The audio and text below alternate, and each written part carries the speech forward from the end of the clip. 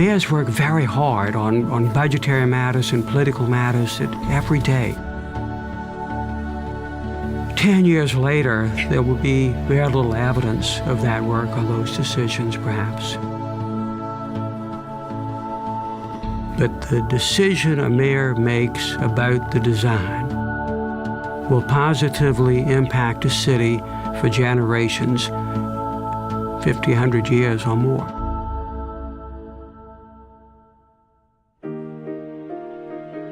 When you go back and look at the city and where it was in, say, 1993 or 1994, we always thought we were a good place to live and a good place to raise a family. But to be honest, we weren't a city worth visiting. We didn't have, any stuff that we were proud to show off. We had passed taxes to try to entice industry there, and they rejected us. What corporate America was really searching for was the quality of life that Oklahoma City did not offer. Anytime you travel, people would say, ask where you're from. I say, I'm Oklahoma City, and I'd get this blank stare. They just had no concept of what Oklahoma was.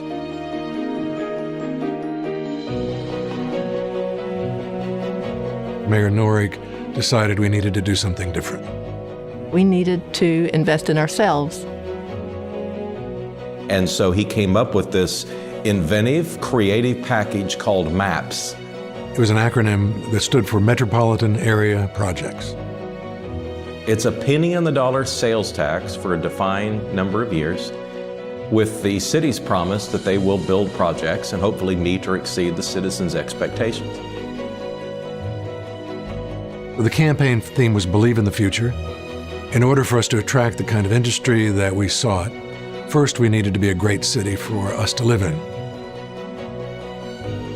It's not an exaggeration to say MAPS changed everything.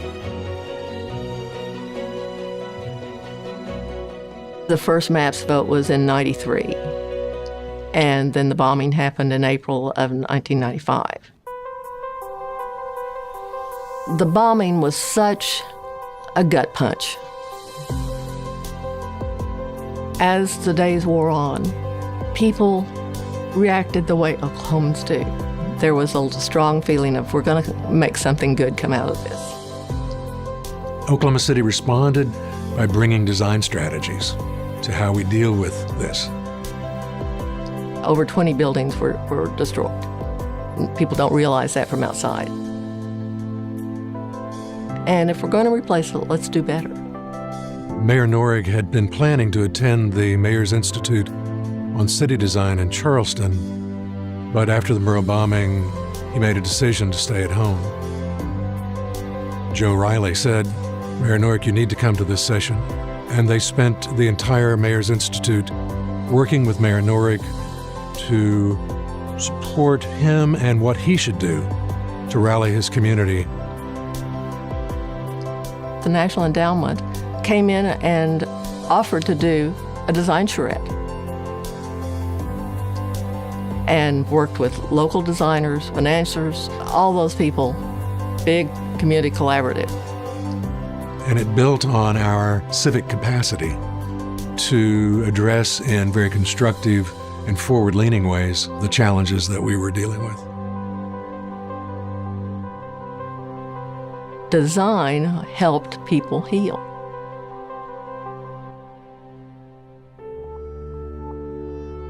You do build on success. The first MAPS, once it was underway, people believed in it.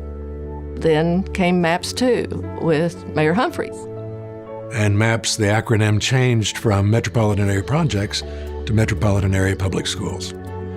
MAPS for Kids, an act of political genius that my predecessor and some other civic leaders were able to put together to bring together in a consensus 24 school districts, an entire city council, and a business community.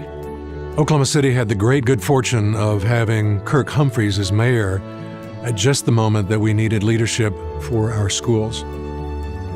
Not only did we repair and improve the schools, in fact, we rebuilt or built new every single school facility in the district.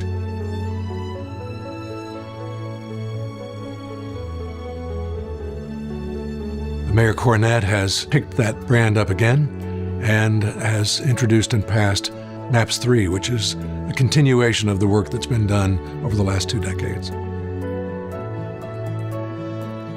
3 different mayors, 3 different times, 3 different skill sets, but all with the same message. We're all for making this investment. We're all for Oklahoma City. Those mayors have instilled into the culture of that great city. If you have leadership at the local level that people believe in, then people would vote to increase their taxes to do something for your city. And that's the beauty of what mayors are really all about. Getting stuff done on the ground, working with constituents. The citizens have seen a united front. In Oklahoma City, there's more people pulling on the same rope than perhaps any city in the country.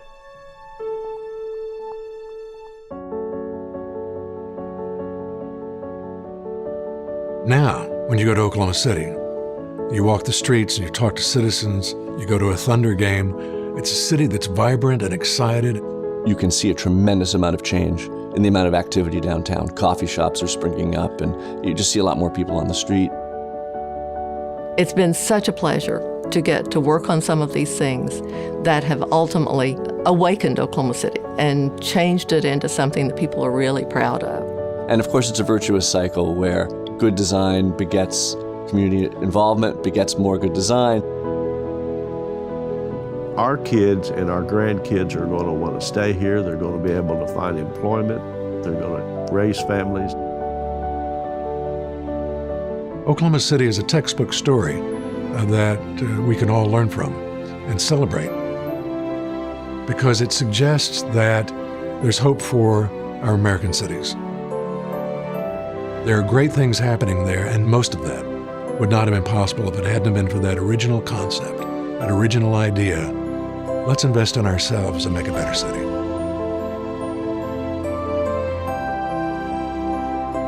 People have seen what Oklahoma City has become, and now they see a community that's got its act together. It's quite fulfilling to see. Once we have seen the results and the benefits of this higher level of design, we really like it and we don't want to go back.